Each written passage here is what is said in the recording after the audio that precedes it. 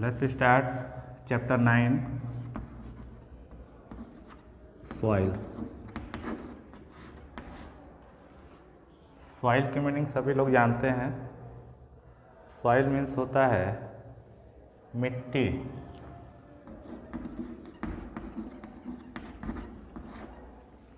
अगर हम कल्पना करें कि हमारे जितने नेचुरल रिसोर्सेस हैं, उस नेचुरल रिसोर्सेस से अगर इसको हटा दिया जाए तो क्या हमारी लाइफ पॉसिबल है? आंसर आएगा नहीं, क्योंकि इनडायरेक्टली जितने लिविंग ऑर्गेनिज्म हैं उसको जीवन सॉइल से मिलता है. पेड़ पौधे सॉइल में जर्मिनेट होते हैं. हमको भोजन पानी जितना मिलता है प्रकृति द्वारा, वह जमीन से ही उग के उसके बाद मिलता है. इसलिए इसके बारे में बहुत अधिक जानना एक ज़रूरी हिस्सा बन जाता है हमारी पढ़ाई का. तो आइए इसके बारे में जानते हैं. आप लोगों ने देखा होगा कि जब हम खेतों में जाते हैं, लगभग सभी लोग अपने अपने खेतों में गए होंगे. अगर जिनके पास खेत नहीं हो, शहरों में रहते हैं, फिर भी अलग अलग जगहों पर अगर घूमने भी गए होंगे तो वहाँ की मिट्टी अलग होती है, मिट्टी का रंग भी अलग होता है. और कहीं पे आप देखेंगे इस समय बारिश का मौसम चल रहा है, तो कहीं पे देखेंगे कि बहुत ज़्यादा पानी वहाँ पे लगा हुआ है, मतलब बारिश का पानी ज़मीन पे इकट्ठा हो गया है. और कहीं पे बिल्कुल भी पानी नहीं है.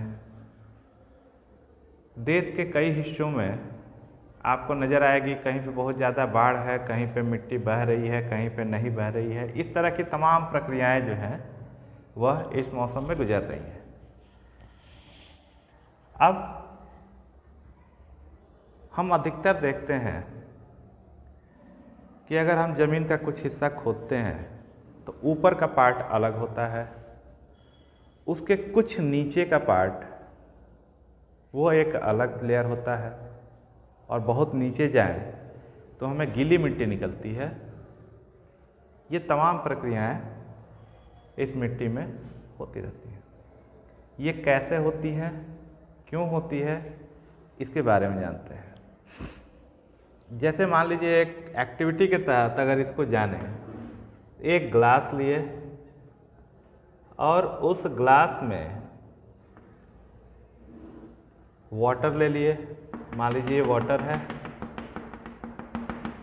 और उसमें से कहीं से मिट्टी का थोड़ा सा पाउडर इसमें डाल दिए. कहीं से मिट्टी लाए खोद के और मुट्ठी भर मिट्टी और उसका मसल के उसको पाउडर बना दिया, उसको इसमें डाल दिए. जब ऐसा करेंगे तो हम देखेंगे कि जितने भारी मिट्टी के पार्टिकल्स हैं, यानी हैवी रॉक पार्टिकल्स, वह नीचे बैठ गए. हैवी रॉक पार्टिकल्स जो है वह नीचे बैठ गए. सबसे नीचे वाला लेयर रॉक पार्टिकल्स. इसके बाद हम देखेंगे कि इसके जस्ट ऊपर हमें बालू के कण दिखते हैं, यानी सैंड पार्टिकल्स. ये ऐसा तब होगा जब हम इस मिट्टी को पानी में घोलेंगे और कुछ देर इंतज़ार करेंगे ताकि ये बिल्कुल कांस्टेंट स्थिर हो जाए. तो जितने भारी पदार्थ होंगे वह नीचे बैठ जाएंगे. उसके ऊपर ये जितने बालू वाले कण हैं ये हमें दिखाई देंगे. जब हम ध्यान से देखेंगे तो इस बालू के ऊपर हमें मिट्टी दिखाई देगी, या मिट्टी के कण जो है ऊपर नीचे होते हुए यानी मूवमेंट के रूप में दिखाई देंगे. क्योंकि यहाँ का वाटर जो होगा बहुत ही मटमैला टाइप का होगा.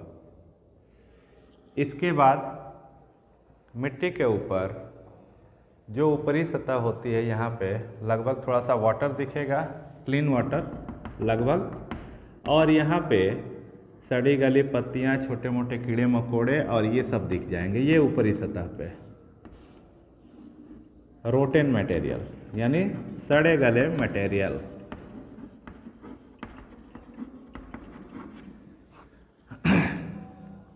यह हम मिट्टी के एक छोटे से नमूने को लेके यहाँ पे देख लिए, जो कि बिल्कुल मिट्टी का ऊपरी पार्ट था।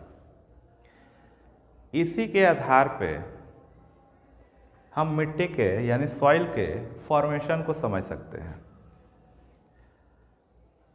जब हम बहुत नीचे तक मिट्टी को खोदते हैं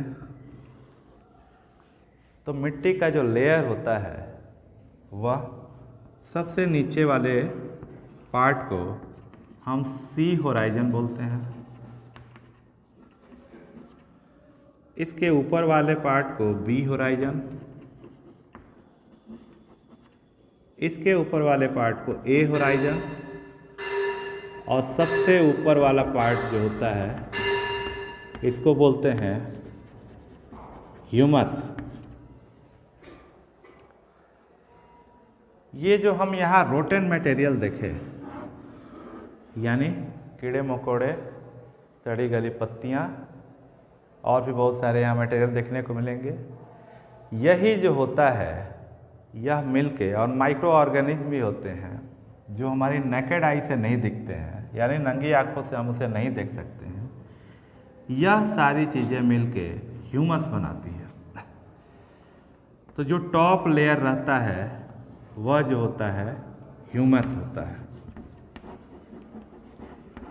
सॉइल का टॉप लेयर जो होता है वह ह्यूमस होता है। अगर ये ह्यूमस नहीं होंगे तो इस ज़मीन में कुछ भी उगा पाना असंभव होगा, क्योंकि ह्यूमस से यह सॉइल जो होती है फर्टाइल होती है। इसके बाद नीचे के जो ए होराइजन है इसमें मिनरल्स होते हैं और थोड़ा कम ह्यूमस होता है। इसके बाद बी होराइजन में थोड़े थोड़े सैंड पार्टिकल्स और मिट्टी के साथ मिले होते हैं, और मिट्टी के टुकड़े भी होते हैं, लम्प्स ऑफ सॉइल बोलते हैं उसे। और सी होराइजन में जो मिट्टी से पत्थर में परिवर्तित, यानी कि जो मिट्टी कंप्रेस होके एक हार्ड लेयर बना लेती है, वह सी होराइजन में जाता है। इस प्रकार हम देखें कि अगर हम बहुत नीचे तक मिट्टी की खुदाई करते हैं और उसके लेयर्स की स्टडी करते हैं तो उस लेयर्स में हमें 3 होराइजन यानी ए बी सी 3 होराइजन मिलते हैं और सबसे ऊपर ह्यूमस मिलता है। इसी ह्यूमस इस वाले पार्ट में हम अपनी खेती करते हैं, पौधों को उगाते हैं।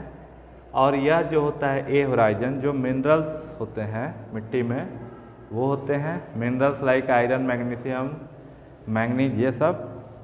इसके बाद बी होराइजन में लम्प्स ऑफ क्ले होते हैं प्लस सैंड और मिट्टी मिली होती है। और सी होराइजन में हार्ड लेयर ऑफ रॉक्स होते हैं। और यह कंबाइंड रूप से इस पूरे लेयर्स को हम कहते हैं सॉइल प्रोफाइल। कंबाइंड रूप से इसको हम पूरा कहते हैं सॉइल प्रोफाइल। ऐसे ही हमारी मिट्टी का प्रोफाइल होता है, ऐसे ही लेयर बाय लेयर वो बनी होती है। अब जैसा कि हम जानते हैं कि सॉइल का फॉर्मेशन जो होता है वह रॉक्स के, जैसे मान लीजिए पहाड़ है, यह एयर द्वारा या फ्लड द्वारा या किसी अन्य विधि से जब ये टूटता है और टूटने के बाद यह बहुत दिनों तक यानी कई हजार साल लग जाते हैं, तब यह मिट्टी के रूप में परिवर्तित होता है। यानी कि हार्ड रॉक्स को एयर, विंड, फ्लड, ये तमाम कारणों से छोटे टुकड़ों में परिवर्तित हो जाना और फिर बहुत ही महीन भाग में परिवर्तित होने को हम कहते हैं वेदरिंग। तो यह वेदरिंग जो प्रोसेस है, यह नेचर के फैक्टर्स, एयर, विंड्स, फ्लड, इन सब के कारण हार्ड रॉक्स के टूटने से होता है। ह्यूमस जैसे जानते हैं कि टोटल जितने रोटेन मटेरियल्स होते हैं इंक्लूडिंग माइक्रो ऑर्गेनिक, यह मिट्टी के ऊपरी सतह में पड़े रहते हैं। इनका आवास ही होता है। ये अपना आवास बनाते हैं, बदले में मिट्टी को फर्टाइल करते रहते हैं। तो इन्हीं ह्यूमस के कारण, यानी कि टॉप लेयर ऑफ सॉइल, वहाँ पे हम अपने पौधे को उगा सकते हैं। इसके बाद जब हम देखते हैं कि मिट्टी में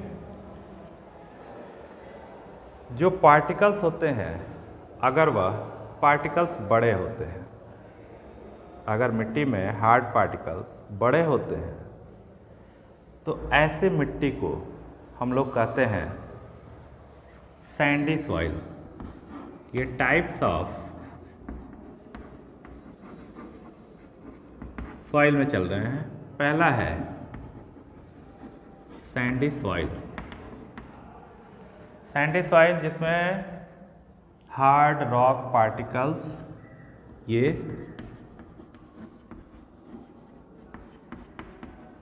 बड़े होते हैं। बड़े का मतलब नॉर्मल से बड़े साइज में, प्लस इसमें कुछ मात्रा सैंड की भी पाई जाती है। फाइन सैंड में छोटे छोटे सैंड, और इन्हीं सैंड के टुकड़े जो बड़े रूप में पाए जाते हैं उनको हार्ड रॉक पार्टिकल्स बोलते हैं। इस टोटल को मिला के जो सॉइल बनती है उसे कहते हैं सैंडी सॉइल। अब ये सैंडी सॉइल जो है, यह चूँकि इसके पार्टिकल बड़े बड़े होते हैं तो एक पास होते हुए भी इनके बीच में गैपिंग होती है। अब ये गैपिंग, इसके पार्टिकल्स के बीच में जो गैपिंग होती है, तो इसमें अगर हम वाटर डालते हैं तो वाटर बहुत जल्दी एब्जॉर्ब होता है। प्लस यह सॉइल जो होती है खेती के लिए उपयुक्त नहीं होती है। एग्रीकल्चर इस पर बहुत कम संभव होता है, कुछ खास चुनिंदा फसलें ही उगाई जा सकती है। इसके बाद होता है क्लेई सॉइल। क्लेई सॉइल जो है, इसमें फाइन पार्टिकल्स, फाइन मतलब होता है बहुत ही छोटे पार्टिकल्स। अब वो पार्टिकल्स किसके बने होंगे? बेसिकली वो पार्टिकल्स भी वही रॉक पार्टिकल्स ही होते हैं, लेकिन इतने महीन होते हैं कि उसको हम लोग लगभग रॉक की श्रेणी से निकाल देते हैं। अब ऐसी सॉइल में अगर मान लो इस चौक का टुकड़े टुकड़े करके चौक को रखो, उसमें पानी गिराओ, पानी नीचे चला जाएगा। लेकिन अगर चौक के पाउडर में 1-2 बूंद 4 बूंद पानी गिराओ तो चौक का पाउडर उसे जल्दी नीचे नहीं जाने देगा, क्योंकि पाउडर जो है अपने बीच की गैपिंग यानी जगह को कम रखता है, इसलिए इसमें वाटर एब्जॉर्ब नहीं होता। तो ऐसी सॉइल जिसमें फाइन रॉक पार्टिकल्स ज़्यादा होते हैं उसको कहते हैं क्लेई सॉइल। थर्ड होता है लोमी सॉइल।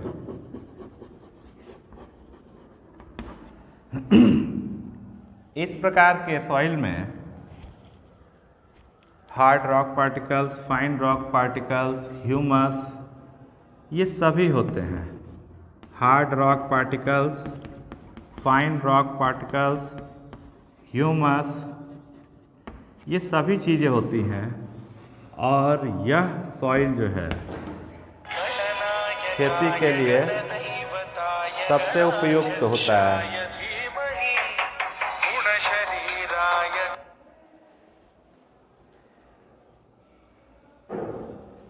यह सॉइल खेती के लिए सबसे उपयुक्त होता है और इस पे उन्नत किस्म की खेती की जाती है। तो यह जो है सॉइल के टाइप्स हुए।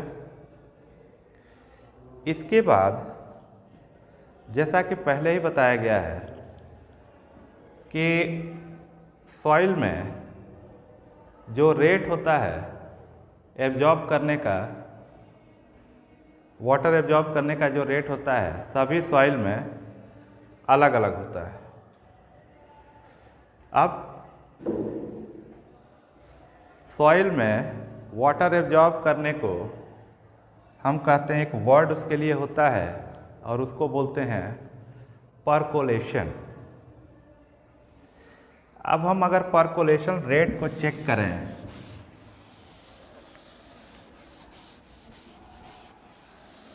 इस परकोलेशन रेट से मिट्टी के वाटर एब्जॉर्ब करने की कैपेसिटी का पता चलता है और उसके अनुसार उस मिट्टी में हम उस फसल को लगाते हैं। जैसे अगर परकोलेशन रेट पता करना हो, परकोलेशन रेट यानी सॉइल में वाटर एब्जॉर्बिंग की कैपेसिटी, अगर इसको पता करनी हो तो सबसे पहले हम क्या करते हैं, मान लीजिए 50 ml वाटर ले लिए।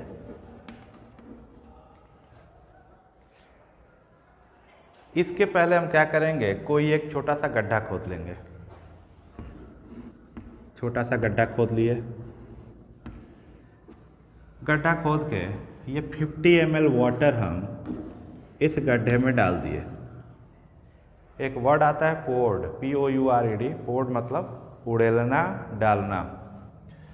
इस वाटर को इस गड्ढे में डाल दिए।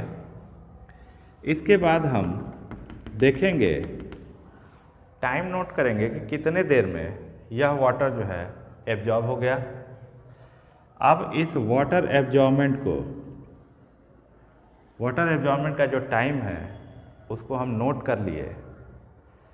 अब नोट करने के बाद मान लीजिए कि वह टाइम 10 मिनट आता है। उस 10 से इसको डिवाइड कर देते हैं। 10 से जब डिवाइड कर देते हैं तो यह जो है परकोलेशन रेट होता है, यानी 5 ml पर मिनट, यानी कि प्रति मिनट इसमें 5 ml पानी एब्जॉर्ब हुआ। पर मिनट 5 ml वाटर एब्जॉर्ब हुआ। तो इस प्रकार इसका परकोलेशन रेट हुआ 5 ml पर मिनट, प्रति मिनट। इसी हिसाब से किसी किसी मिट्टी में, जैसे ब्लैक सॉइल ले लीजिए, ब्लैक सॉइल में जल्दी वाटर नीचे नहीं जाता, तो उसमें यही वाटर जो है एब्जॉर्ब होने में ज़्यादा टाइम लग जाएगा। तो वहाँ हम देखेंगे कि जब इसमें, इस मिट्टी में पानी बहुत कम एब्जॉर्ब हो रहा है तो ऐसी जगहों पे धान वगैरह की फसल लगा देते हैं, जिसमें कि वह मिट्टी जो है पानी को अपने सतह पर रखे रहे, जिससे धान की फसल को अच्छा फ़ायदा हो, धान की फसल उस मिट्टी में बहुत ज़्यादा होगी। इस प्रकार ये परकोलेशन रेट पता कर लेते हैं। मिट्टी में कितनी ज़्यादा नमी है, जैसे हम गर्मी के दिनों में देखते हैं कि मिट्टी पूरी सूखी हुई है, लेकिन अगर हम कुछ नीचे तक उसको खोदते हैं तो गीली, थोड़ी सी गीली ऊपर की अपेक्षा मिट्टी हमें नज़र आती है। यह जो होता है अंदर के वाटर लेवल के मॉइस्चर को ऊपर की ओर एब्जॉर्ब करने के कारण होता है। पानी की बूंदों को एब्जॉर्ब करने के कारण, या फिर पेड़ पौधे की जो रूट्स होती हैं नीचे जाती हैं, उनके द्वारा जो वाटर को ऊपर लाया जाता है। तो इस प्रकार वाटर में, सॉइल में वाटर की मात्रा वह कहलाती है नमी, या फिर उसको कहते हैं मॉइस्चर। सॉइल में वाटर की मात्रा कितनी होती है वह उसके मॉइस्चर पर डिपेंड करता है, यानी उसको हम नमी कहते हैं। इस प्रकार यह चैप्टर जो है समाप्त हुआ।